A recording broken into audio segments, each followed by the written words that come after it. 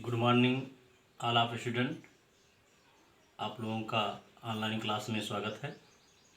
Next video में हमने आपको एसिटाल्डिहाइड के प्रयोगशाला विद, औद्योगिक विद तथा उसके भौतिक गुण के बारे में बताया था। आज इस वीडियो में एसिटाल्डिहाइड के रासायनिक गुण के बारे में बताएंगे, जिसमें सबसे पहला अपक्रिया है टिसंको अपक्रिया। टिसंको अपक्रिया बहुत ही इंपॉर्टेंट अपक्रिया है। होता क्या है टिसंको अपक्रिया में कि यह अपक्रिया जिसमें एल्डिहाइडों के दो अणु परस्पर संघनित होकर एस्टर बनाते हैं। इस अपक्रिया में एल्युमिनियम एथॉक्साइड उत्प्रेरक की भांति कार्य करता है। तो लिखने के लिए आप लिख सकते हैं कि एल्युमिनियम एथॉक्साइड की उपस्थिति में जब किसी एसिटाल्डिहाइड के दो अणु को संघनित कराते हैं तो एस्टर बनता है।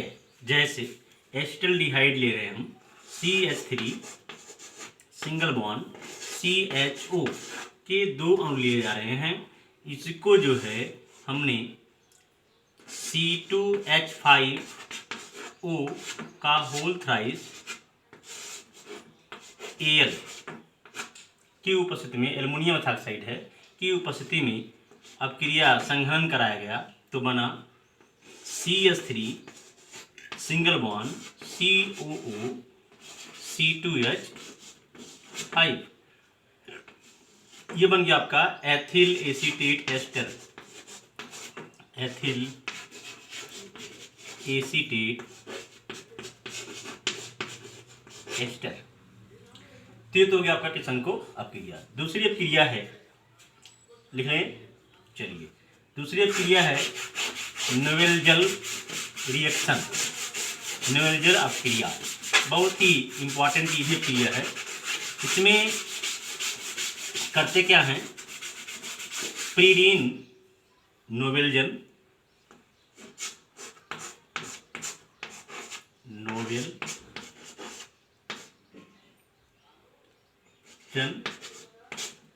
अपक्रिया नोवेल्जल अपक्रिया। देखिए इसमें होता क्या है, जब किसी एल्डिहाइड को प्रीडीन की उपस्थिति में, जब किसी एल्डिहाइड को प्रीडीन की उपस्थिति में मैलिक एस्टर के साथ अपक्रिया कराते हैं तो असंतृप्त या अल्फा बीटा असंतृप्त कार्बोक्सिलिक अम्ल बनता है। जैसे एसिटाल्डिहाइड, ये देखिए CH3 single bond C double bond O bond H, ये एसिटाल्डिहाइड है। इसको जो है CH2 single bond COO C2H5 COO C2H5, इसका नाम है एसिटाल्डिहाइड। ये है एसिटाल्डिहाइड और ये है मैलिक एस्टर। ठीक, अब देखिए कुछ करना नहीं है, इसमें अपक्रिया कराया गया किसकी उपस्थिति में, प्रीडीन। तो C5H5N प्रीडीन की उपस्थिति में अपक्रिया हो रही है तो बनता है, देखिए CH3 सिंगल बॉन्ड C, यहाँ पर H double bond C bond COO C2H5, यहाँ भी COO C2H5 प्लस H2O। ठीक, अब इसी को ये बन गया एक योगात्मक प्रतिस्थापित यौगिक। इसी यौगिक को हम पुनः जो है 2H2O के साथ जल अपघटन करा देते हैं तो जो यौगिक बनता है वो ये हो जाएगा, ये बनेगा CH3 single bond C, bond H, double bond C, ये बन गया COOH, COOH। ठीक, और निकल रहा है क्या, प्लस निकलेगा, प्लस निकल रहा है 2C2H5OH। ठीक, अब देखिए आगे,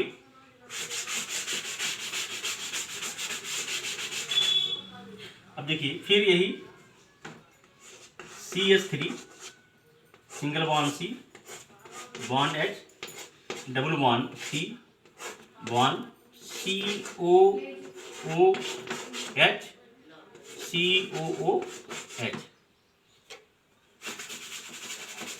इसको जो है पुनः गर्म किया गया, अब बन जाएगा, ये देखिए CH3 single bond CH, double bond CH, single bond COOH plus CO2। तो ये बन गया आपका अल्फा, देखिए अल्फा बीटा कार्बोक्सिलिक एसिड्स, ये बन गया आपका कार्बोक्सिलिक एसिड्स। ठीक, तो ये आपका हो गया आपका नवलजल रिएक्शन के बारे में। अब आगे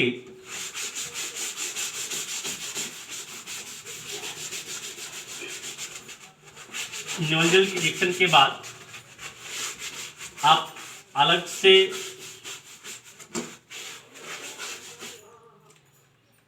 हमने बताया था क्रॉस कैनिजारो क्रिया, उसको आप लोगों ने पढ़ा था कि जब एक एरोमेटिक एल्डिहाइड को तथा एक एलिफेटिक एल्डिहाइड को सोडियम हाइड्रॉक्साइड की उपस्थिति में क्रिया कराते हैं तो एल्कोहल और साल्ट बनते हैं, जिसको हम क्रॉस कैनिजारो क्रिया कहते हैं। तो इसके बाद जो अब क्रिया पढ़नी है वो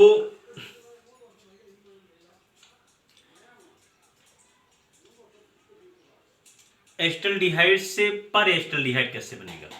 तो ध्यान दीजिए, सल्फ्यूरिक अम्ल की उपस्थिति में वे बहुलकीकरण क्रिया है क्या, पर एस्टल्डिहाइड, पर एस्टल्डिहाइड कैसे बनेगा एस्टल्डिहाइड। तो सांद्र सल्फ्यूरिक अम्ल की उपस्थिति में जब एसिटल्डिहाइड के 3 अणु को आपस में संघनित कराते हैं या आपस में मिलाते हैं तो पर एस्टल्डिहाइड बनता है। इसे बहुलकीकरण अपक्रिया भी कहते हैं। तो 3 मॉलिक्यूल CH3 CHO, ये 3 मॉलिक्यूल हैं एस्टल्डिहाइड के, एस्टल्डिहाइड। इसको जो है कॉन्सेंट्रेट H2SO4 की उपस्थिति में अपक्रिया कराया जाता है तो बनता है पर एस्टल्डिहाइड CH3 CHO का होल थाइस। ये हो गया आपका पर एस्टल्डिहाइड। ये देखिए एस्टल्डिहाइड को की 3 अणु लिए जा रहे हैं, सांद्र सल्फ्यूरिक अम्ल की उपस्थिति में इसका संघनन हुआ तो बना पर एस्टल्डिहाइड। तो ये हो गया आपका बहुलकीकरण क्रिया। और कुछ अपक्रियाएं हैं जो बहुत ही इंपॉर्टेंट हैं, जैसे एल्डोल संघनन आपको पढ़ाया गया था पहले ही, रेजन स्मिथ रिएक्शन आपको पहले से पढ़ा गया है। तो जिसमें आपने कभी कभी पूछा जाता है कि एस्टल्डिहाइड से एल्केन कैसे बनेगा। एस्टल्डिहाइड से एल्केन, देखिए एस्टल्डिहाइड से एल्केन,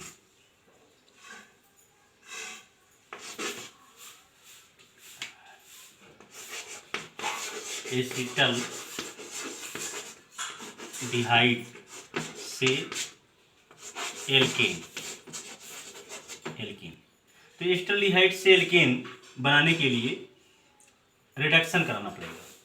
तो होगा क्या कि जब लाल फास्फोरस, ध्यान दीजिए, जब लाल फास्फोरस की उपस्थिति में एस्टल्डिहाइड का हाइड्रोजन आयोडाइड के साथ अपचयन कराते हैं तो एल्केन बनता है। जैसे देखिए CH3 सिंगल बॉन्ड CHO को हाइड्रोजन आयोडाइड HI तथा लाल फास्फोरस, ये लाल फास्फोरस की उपस्थिति में रिडक्शन हो रहा है, रिडक्शन होता है। ये 150 डिग्री सेंटीग्रेड ताप पर होता है, 150 डिग्री सेंटीग्रेड ताप पर होता है।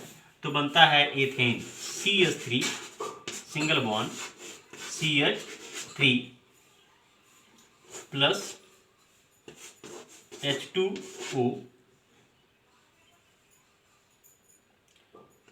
Plus I2।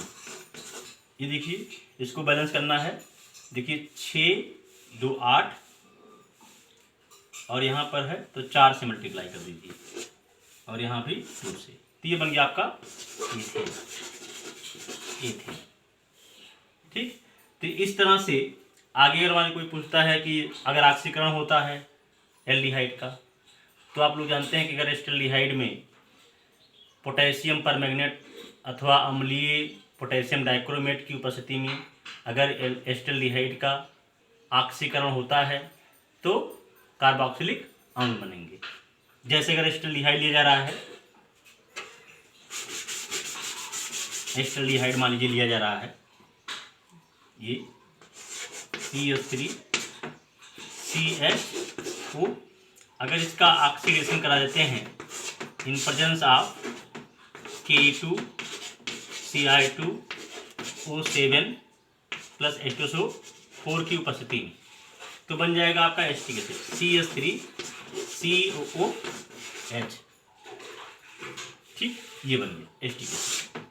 तो इस तरह से आप इसके रासायनिक गुण के बारे में एक सामान्य सी जानकारी आपको मिली। अब नेक्स्ट टर्न पर आपको एरोमेटिक एल्डिहाइड बढ़ाना है। एरोमेटिक एल्डिहाइड क्या है, कैसे उसको बनाएंगे, ये सब। तो आज के लिए बस इतना ही, और आप लोग जो है थोड़ा सा क्वेश्चन होमवर्क के लिए नोट कर लें। तो पहला क्वेश्चन है,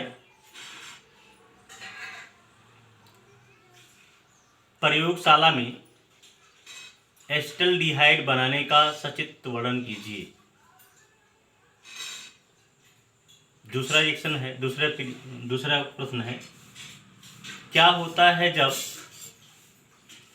एस्टल्डिहाइड को प्रीडीन की उपस्थिति में मैलिक एस्टर के साथ अपक्रिया कराते हैं। तीसरा क्वेश्चन है, कैसे प्राप्त करेंगे एस्टल्डिहाइड से एथेन। चौथा क्वेश्चन है, क्या होता है जब एस्टल्डिहाइड का शांत सल्फ्यूरिक अम्ल की उपस्थिति में बहुलकीकरण होता है। बस इतना 4 क्वेश्चन आप हमारे व्हाट्सएप पर या जो आपका ग्रुप बना है, क्योंकि उससे हम लिंक हो चुके हैं, तो आप उस पर अपने आंसर को जो है शेयर कर सकते हैं। व्हाट्सएप पर जो आपका ग्रुप बना हुआ है उसी पर आप अपना होमवर्क शेयर करें। धन्यवाद।